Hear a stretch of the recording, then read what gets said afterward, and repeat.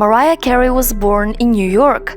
Her father was of African Venezuelan descent and her mother was Irish, and their mixed ethnicity caused some issues for her and her family when she was growing up. They were insulted and bullied on daily basis. Even the family on her mother's side disowned their daughter for marrying her husband. And because Mariah Carey as a child was bullied for being mixed race, she never had confidence in herself and felt insecure.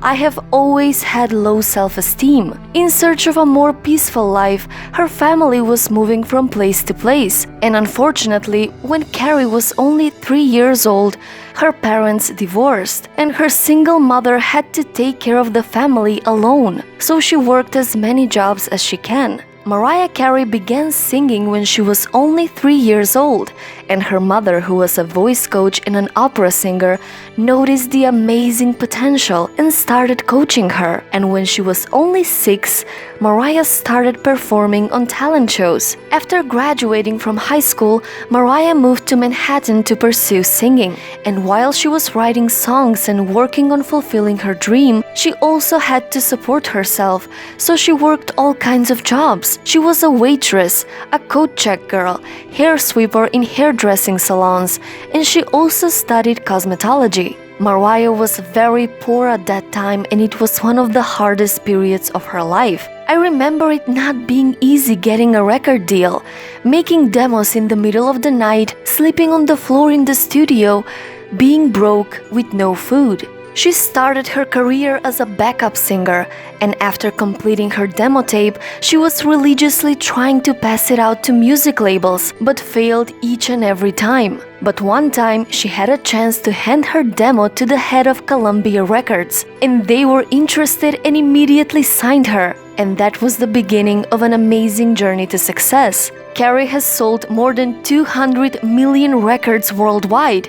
She has won 5 Grammys and was honored as the best-selling female artist of the millennium. You might think that after she had success in the music industry, her life would be perfect, right?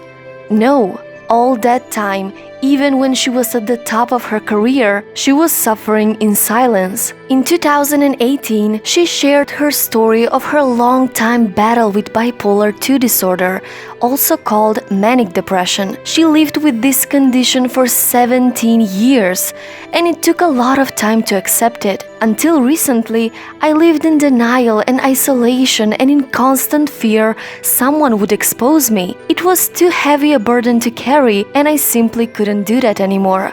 I was irritable and in constant fear of letting people down. I guess my depressive episodes were characterized by having very low energy. I would feel so lonely and sad, even guilty that I wasn't doing what I needed to be doing for my career. And finally, she accepted her battle and asked for help. And with therapy, meditation, exercise, she is feeling much better. I'm hopeful we can get to a place where the stigma is lifted from people going through anything alone. It can be incredibly isolating. It does not have to define you, and I refuse to allow it to define me or control me. So if you feel like you're losing yourself, remember that you're not alone. You need to seek help and open up about the things that are eating you up inside. That won't make you weaker, it will make you stronger. A lot of people are dealing with all kinds of things every day that we know nothing about. Maybe your friend is dealing with something you don't know.